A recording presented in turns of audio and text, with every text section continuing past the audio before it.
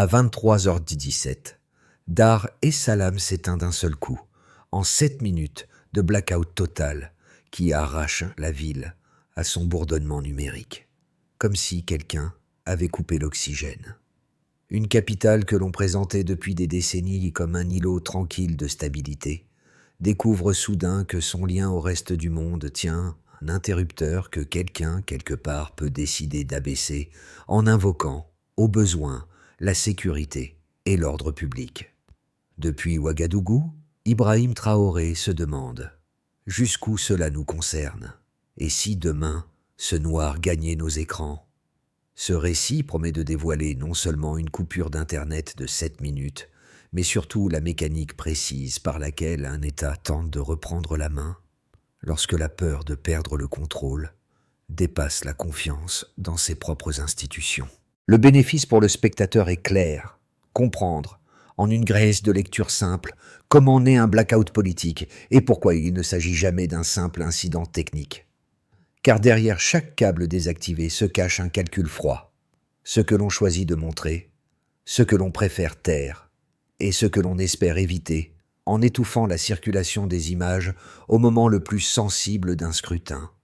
Le risque pour une société n'est pas la panne elle-même, mais ce qu'elle révèle, une dépendance totale à une infrastructure fragile et une génération entière qui découvre, en temps réel, que sa parole peut être suspendue sans avertissement. Les premières 5 minutes révèlent un paradoxe saisissant.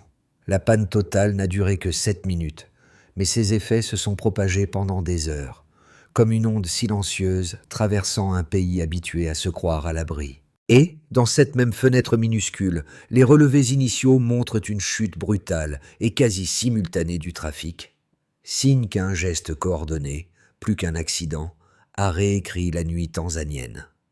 Pour comprendre ce qui s'est réellement passé, il faut revenir au décor général.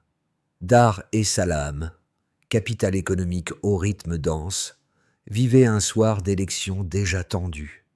Des bureaux de vote incendiés à Kamar ou Kinondoni, des vidéos circulant puis disparaissant, des messages compressés refaisant surface dans d'autres canaux.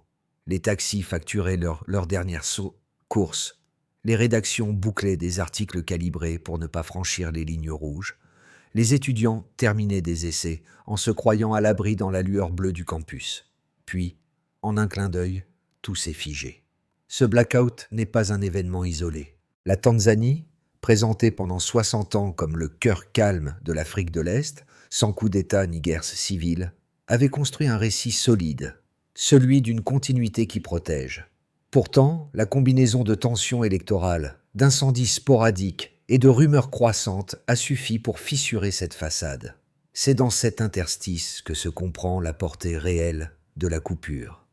Depuis Ouagadougou, Ibrahim Traoré observe les écrans se noircir et reconnaît une scène qu'il a déjà vue sous d'autres latitudes.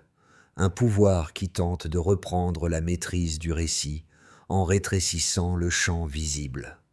Pour lui, la Tanzanie n'est pas un cas exceptionnel, mais un miroir où se relient souveraineté, silence et fragilité. Au-delà des images nocturnes, c'est la relation intime entre stabilité et contrôle qui apparaît. Ce que l'on coupe pour préserver l'ordre, ce que l'on laisse circuler par calcul, et ce qui finit par se retourner contre ceux qui pensaient dompter la lumière numérique. Au centre de cette nuit suspendue se trouvent des visages ordinaires, ceux qui incarnent la rupture, bien avant que les communiqués officiels n'essaient de la maquiller. Aïcha, 22 ans, étudiante à l'université de Dar es Salaam, en est la première illustration. Lorsqu'elle voit son écran se figer, elle n'imagine pas une stratégie d'État, seulement l'urgence d'envoyer un message banal à ses amis.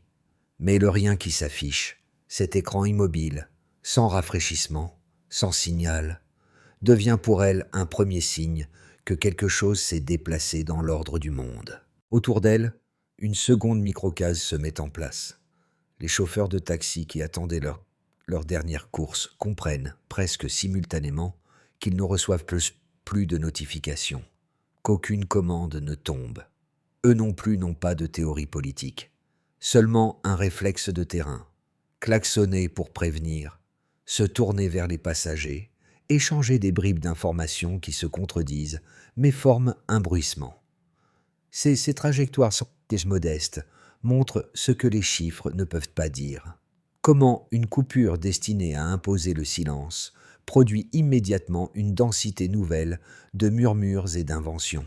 Dans les rédactions, les journalistes bricolent des sites miroirs. Dans les dortoirs, les étudiants testent des applications hors ligne.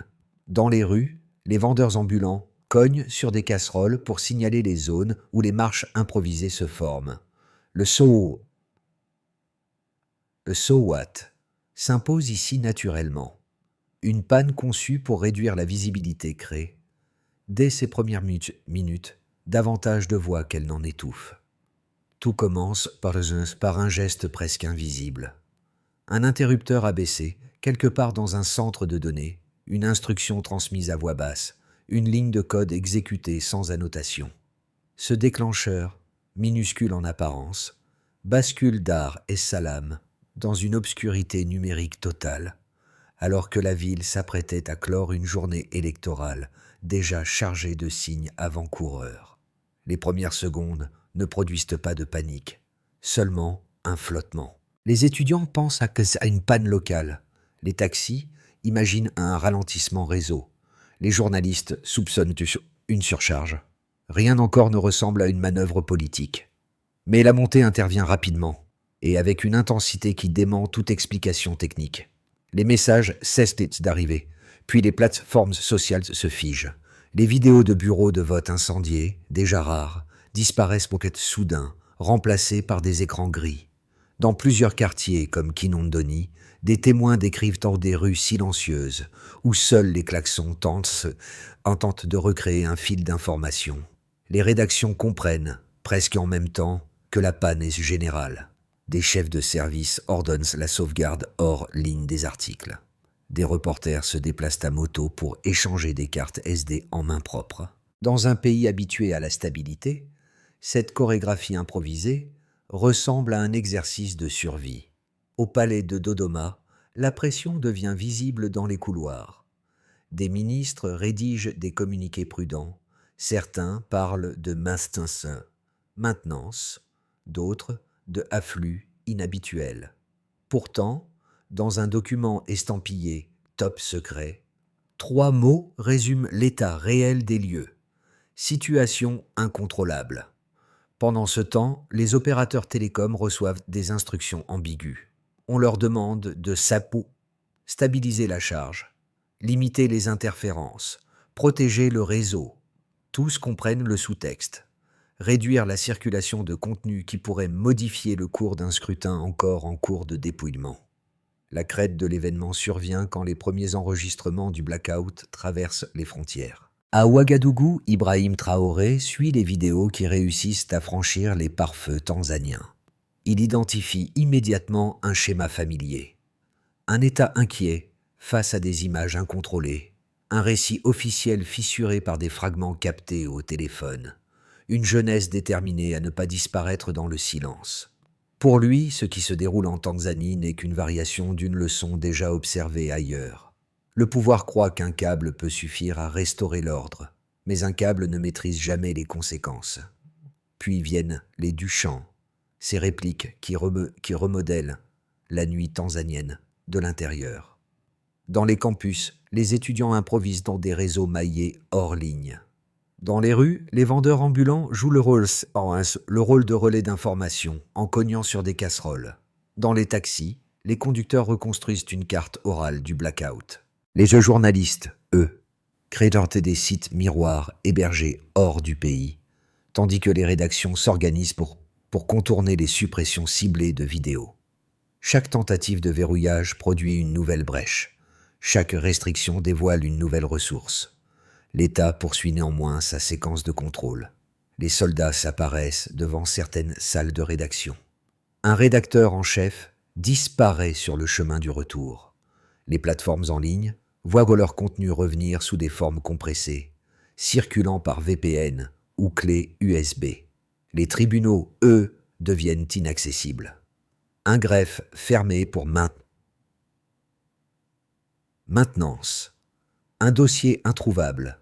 Une demande déposée, mais jamais enregistrée. Même le droit semble entrer en pause. Ainsi se dessine la ligne complète, un déclencheur discret, une montée incontrôlée, une crête révélatrice, puis des répliques qui dévoilent davantage qu'elles ne contiennent. Et en filigrane, cette question persistante que la jeunesse tanzanienne finit par murmurer. Si 7 minutes suffisent à plonger un pays dans le noir, combien faut-il de voix pour le rallumer? Les chiffres ne racontent jamais jamais toute l'histoire. Mais ils donnent des lignes nettes à ce qui, autrement, resterait une impression diffuse. Le premier indicateur, le plus frappant, est la coupure totale de 7 minutes observée au cœur de la nuit. Cette durée, brève en apparence, a pourtant suffi à révéler la dépendance extrême d'une capitale entière à son souffle numérique. Une coupure de 7 minutes expose la vulnérabilité profonde d'un système pensé comme stable. Cette mesure devient ainsi un repère, assez courte pour être niée, assez longue pour que chacun comprenne que la communication collective peut être retirée sans préavis. Le second chiffre, encore plus déterminant, est la chute d'environ 90% du trafic Internet enregistré par des observatoires techniques indépendants. Une baisse de cette magnitude ne peut résulter d'un simple incident sur un câble sous-marin ou d'un serveur mal configuré. Une chute de 90 indique une action centralisée visant à interrompre le flux national. L'ampleur du phénomène, simultanée sur tous les principaux fournisseurs, renvoie à un geste méthodique. Non pas un accident, mais une décision. Ces données replacent la panne dans le cadre d'une stratégie, même si l'État la présente comme un problème technique. Un troisième ensemble de signaux provient de la sphère économique. Immédiatement après le blackout, des indices de marché montrent un glissement du shilling tanzanien et un ralentissement des réservations touristiques. Le glissement du shilling traduit la perte rapide de confiance liée au blackout. Ce mouvement n'est pas spectaculaire, mais il est cohérent. Les investisseurs réagissent à l'incertitude, les entreprises réévaluent leurs risques, les secteurs dépendants du numérique absorbent l'impact comme un avertissement. Dans les réunions du palais, ces chiffres sont relativisés, présentés comme temporaires. Pourtant, chacun d'eux vient documenter un coût caché du contrôle.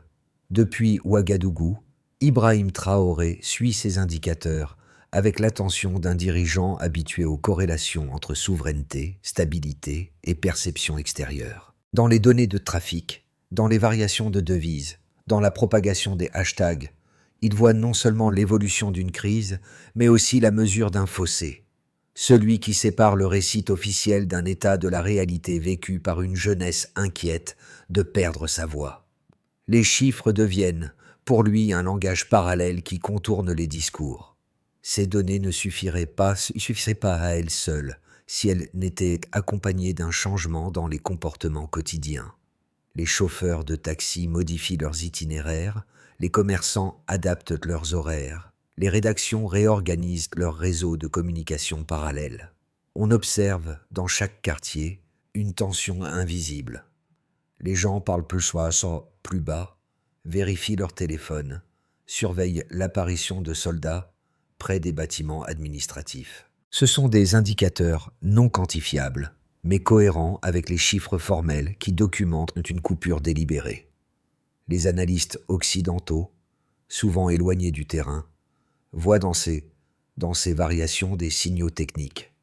Mais pour les étudiants qui défilent dans les rues ou les journalistes qui bricolent des sites miroirs, ces chiffres deviennent des preuves, des traces difficilement effaçables, inscrites dans les journaux de réseau et les plateformes internationales. Ils rappellent que chaque blackout laisse derrière lui une signature, que personne ne peut entièrement dissimuler. Ainsi, ces trois mesures, 7 minutes, 90% de trafic, glissement du shilling, forment un triangle analytique.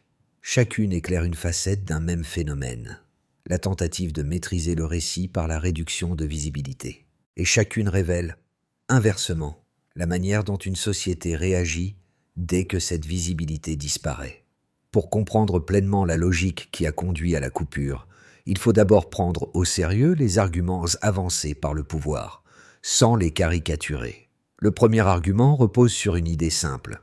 Lors d'une élection sensible, la propagation incontrôlée d'images de bureaux, de votes incendiés, de heurts avec la police ou de slogans enflammés peut amplifier les tensions et nourrir des rumeurs capables de déclencher une panique collective.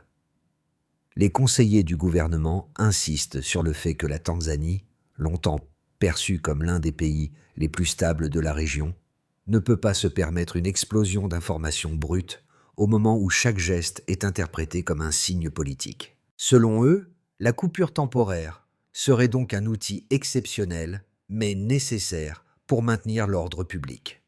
Le second argument se concentre sur la menace extérieure.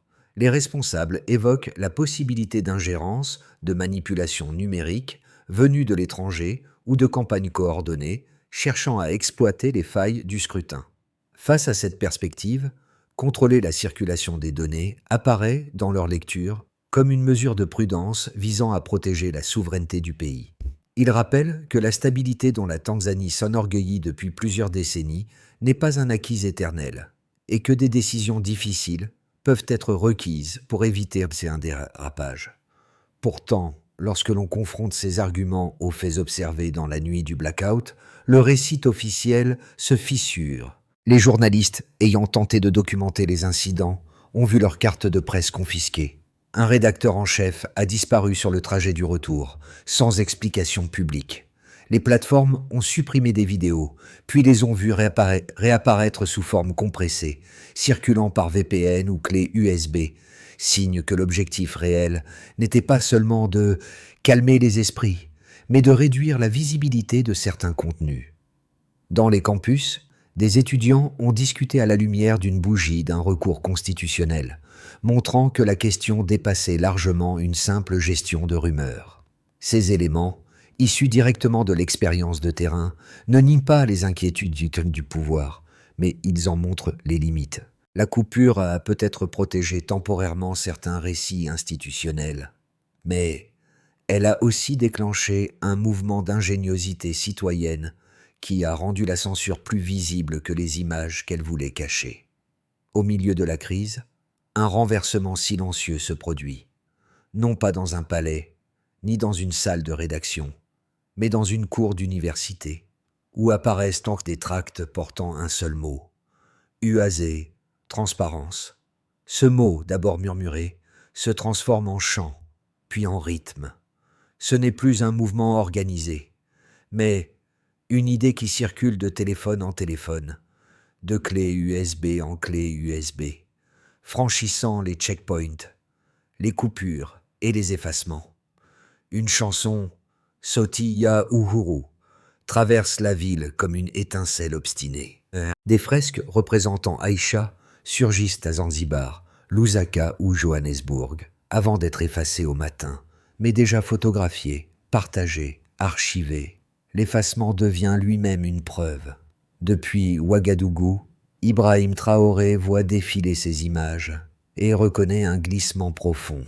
Ce qui se passe en Tanzanie n'est plus uniquement un débat sur la stabilité, mais un langage commun qui se forme entre jeunesse africaine, un refus partagé de laisser le silence définir la paix.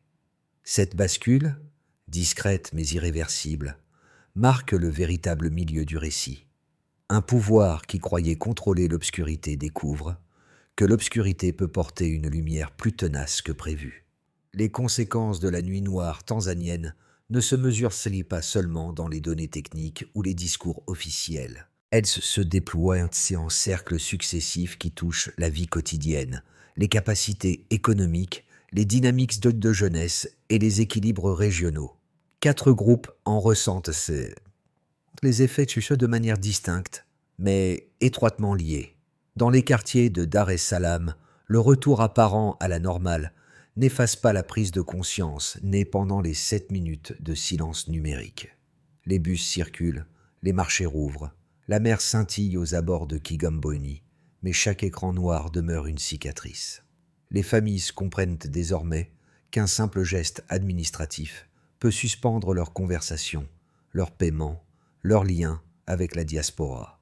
Les étudiants se souviennent de la panique discrète qui a accompagné la disparition soudaine des notifications, des tentatives répétées pour rafraîchir un fil d'actualité immobile. La confiance s'effrite à un niveau intime, celui où la parole dépend d'un bouton. Pour les acteurs économiques, la séquence agit comme un avertissement. Les réservations touristiques diminuent. Des investisseurs demandent des garanties supplémentaires. Les petites entreprises déjà fragiles réorganisent leurs flux logistiques pour anticiper d'éventuelles coupures futures. Le glissement du shilling, bien que mesuré, confirme cette inquiétude. Dans ce secteur, chaque minute de blackout se convertit en coûts, retards de transactions, commandes annulées, mises à jour impossibles. Les entrepreneurs locaux, habitués à naviguer dans un environnement prudent, découvrent un risque nouveau, celui d'une instabilité numérique utilisée comme outil politique. Pour la jeunesse, la coupure devient un moment fondateur. Les messages anonymes circulent, les slogans se traduisent, les chansons engagées se transmettent par Bluetooth ou clé USB. Aïcha, devenue symbole malgré elle, inspire d'autres étudiants de Nairobi, Kigali ou Lagos qui reconnaissent dans son expérience leur propre fragilité numérique. Les artistes transforment leurs murs en archives éphémères. Les journalistes, eux, créent des réseaux parallèles, convaincus que si les canaux officiels peuvent disparaître, leurs récits doivent exister ailleurs. Ce groupe, autrefois perçu comme spectateur, devient moteur d'une vigilance accrue face aux formes contemporaines du contrôle. À l'échelle régionale, l'épisode tanzanien agit comme un miroir. Des hashtags comme Uaze se propagent au Kenya, en Afrique du Sud, en Zambie. Les institutions internationales publient ou guident des communiqués convenus. Mais les capitales voisines comprennent le message. La légitimité fondée sur le silence est plus fragile qu'elle n'y paraît. À Ouagadougou, Ibrahim Traoré lit ces signaux comme autant de preuves que la dignité exprimée par les jeunes n'est pas un phénomène isolé, mais une recomposition du paysage politique africain. Le continent observe, compare et absorbe la leçon. Un blackout peut rétablir un ordre temporaire, mais jamais un consentement durable. Ces 4 trajectoires n'avancent pas séparément. Elles se croisent, se renforcent et exposent une conclusion inattendue. Ce qui devait être une interruption maîtrisée devient un révélateur. Une ville entière comprend qu'un câble peut être coupé, mais pas une conviction. Sur les 6 à 12 prochains mois, la trajectoire ouverte par la nuit du blackout peut suivre 3 chemins distincts. Chacun s'appuie sur des dynamiques déjà visibles. Les tensions institutionnelles, la vigilance de la jeunesse, la fragilité économique et la manière dont l'État choisira de gérer le récit. Aucun scénario n'est garanti, mais tous éclairent un futur proche où le silence, s'il revient, ne sera plus reçu comme avant.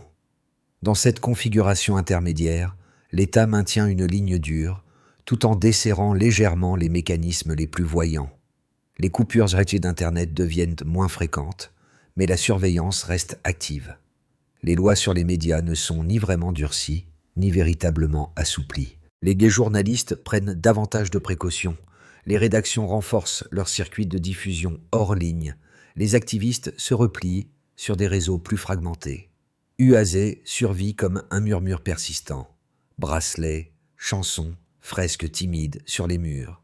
Le pays continue d'avancer, mais dans un état de prudence latente.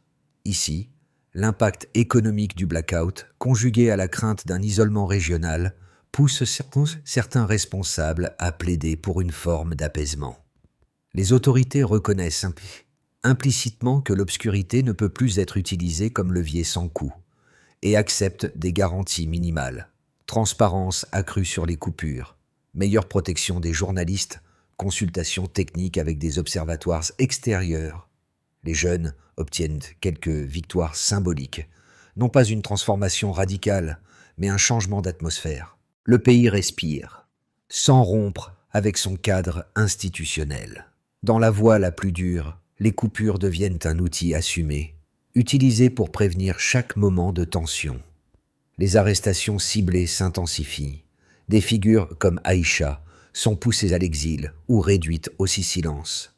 Les réseaux comme UAZ se dispersent à l'étranger. Sites hébergés hors du pays, archives de témoignages, documents fugitifs transmis par VPN. La société s'habitue progressivement à une normalité où la parole publique n'est plus un droit constant, mais une permission intermittente. Le risque majeur réside dans la fatigue. Accepter le silence comme prix pour vivre en paix. À travers ces 3 scénarios émerge une recommandation unique. Pensez la stabilité non comme absence de bruit, mais comme présence de confiance. Lorsque la lumière numérique peut être retirée en un geste, la résilience d'une société repose moins sur la force de ses institutions que sur la capacité de ses citoyens à maintenir des espaces de parole, même infimes. Les répercussions de la nuit tanzanienne ne se limitent pas, aux frontières du pays. Elles touchent 3 cercles de spectateurs, chacun à sa manière, révélant une vérité commune. Ce blackout n'est pas une anomalie isolée, mais un avertissement adressé à tout citoyen vivant dans un écosystème numérique fragile. Groupe A. Les jeunes connectés. Pour eux, l'épisode agit comme un miroir brutal. Beaucoup découvrent que la liberté numérique n'est pas acquise. Elle peut disparaître sans prévenir par une décision prise loin de leurs écrans. Une étudiante de Nairobi, de Dakar ou de Kigali reconnaît dans l'expérience d'Aïcha une inquiétude familière, celle de voir sa voix suspendue pour éviter un désordre défini par d'autres. Le sentiment qui en découle n'est pas seulement la peur, mais une vigilance nouvelle, presque instinctive. Groupe B. Les professionnels de l'information.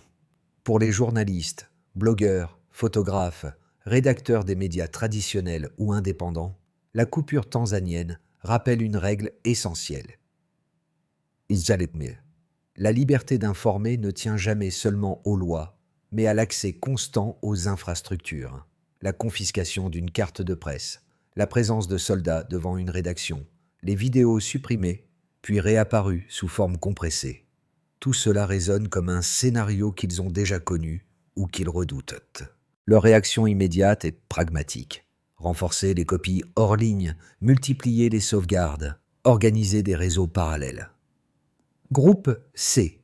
Les observateurs lointains. Pour ceux qui ne vivent pas sous la menace directe d'un blackout, cette histoire pose une question plus intime. Quelles formes de silence acceptons-nous sans les remarquer?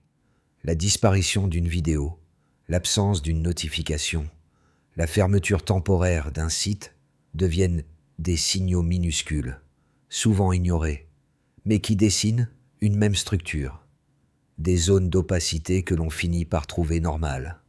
À travers ces 3 angles, une idée s'impose. Le silence n'est jamais neutre. Qu'il soit imposé, accepté ou invisible, il façonne la manière dont une société comprend sa propre liberté. Construire une sortie de crise crédible ne revient pas à promettre une transformation immédiate, mais à établir une série de gestes concrets capables de réduire la vulnérabilité révélée par la nuit du blackout. Chaque étape doit être réalisable, mesurable et accessible même pour des acteurs modestes. Voici une feuille de route en 4 mouvements. 1.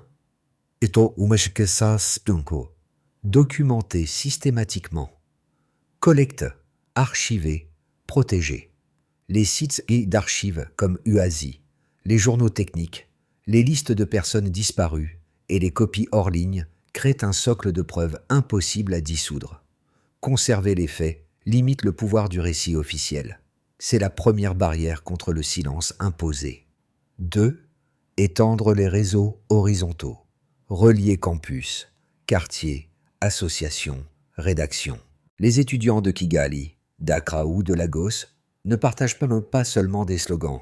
Ils traduisent, adaptent et réinjectent des récits dans leur propre contexte.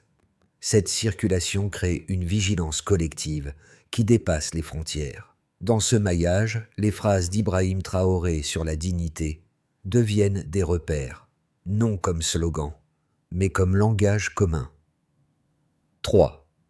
Convertir les déclarations officielles en levier juridique. Les communiqués prudents de l'Union africaine ou de l'Union européenne paraissent souvent timides. Pourtant, leur existence peut ouvrir des fenêtres légales, recours constitutionnels, demande d'audit technique, pétitions exigeant la transparence sur les coupures. Chaque mot diplomatique peut devenir une arme douce. 4. Cultiver la résistance quotidienne. Chansons cachées, fresques effacées puis repeintes, symboles UAZ portés discrètement, cours improvisés sur la liberté numérique. Ces gestes minuscules créent une culture de refus calme, lente, mais tenace. Une société qui entretient ces pratiques devient plus difficile à réduire au silence. Au cœur de cette feuille de route, une idée domine. La lumière ne revient pas d'un seul geste, mais par une accumulation patiente de voix qui refusent de s'éteindre.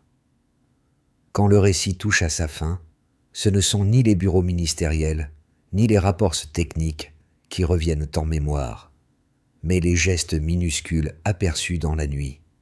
Aïcha, rafraîchissant obstinément un écran immobile, les chauffeurs de taxi klaxonnant pour transmettre des bribes d'informations, les vendeurs ambulants martelant leurs casseroles pour suivre le rythme des marches improvisées. Ces scènes, fragiles et tenaces, forment le fil émotionnel que même les coupures n'ont pas réussi à trancher.